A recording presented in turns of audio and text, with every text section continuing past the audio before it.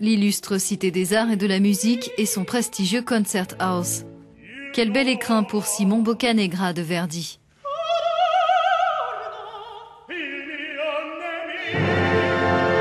Dans cette version de concert présentée récemment, le talentueux baryton américain Thomas Hampson incarne le corsaire devenu doge de Gênes.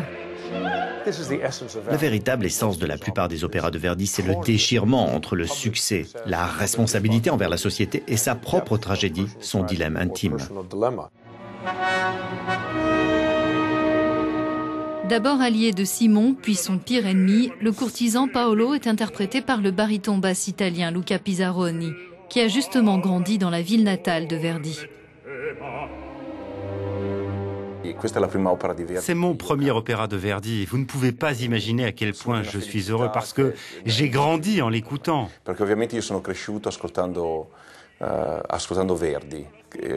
Jusqu'à maintenant, j'ai interprété du Mozart, du Rossini, et aujourd'hui, je lis Giuseppe Verdi sur les partitions. Au final, je peux dire que là, je me sens chez moi.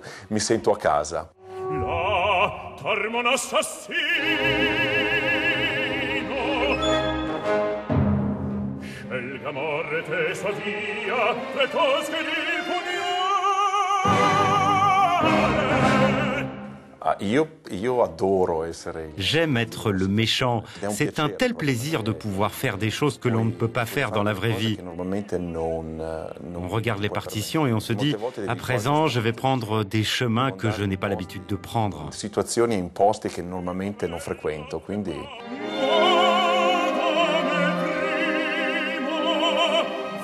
Les deux hommes partagent la scène, mais aussi la même famille. Luca se trouve être le gendre de Thomas.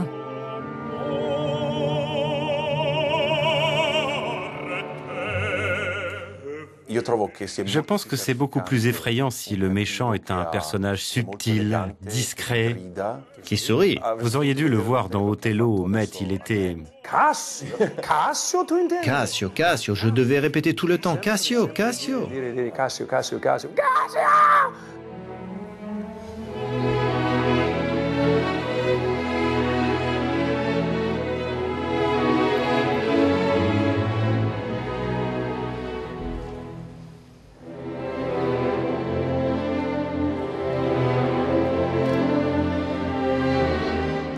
Ce sont quelques-unes des pages les plus extraordinaires que Verdi ait jamais écrites.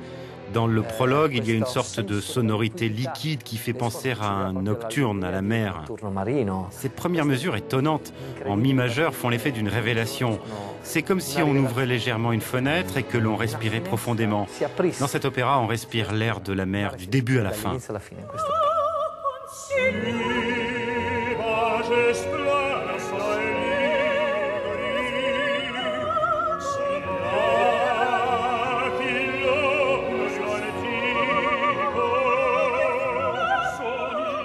C'est intéressant, il n'appelle personne à la raison.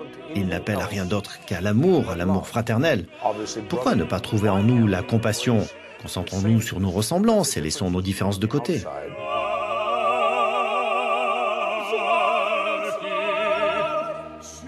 Cette œuvre sombre, complexe et tourmentée en dit long sur l'amertume éprouvée par Verdi en tant qu'homme. Chez Simon, il y a cette impossibilité de réconcilier l'individu et la société. Et peut-être même qu'il ne peut y avoir aucune réconciliation entre l'individu et l'histoire.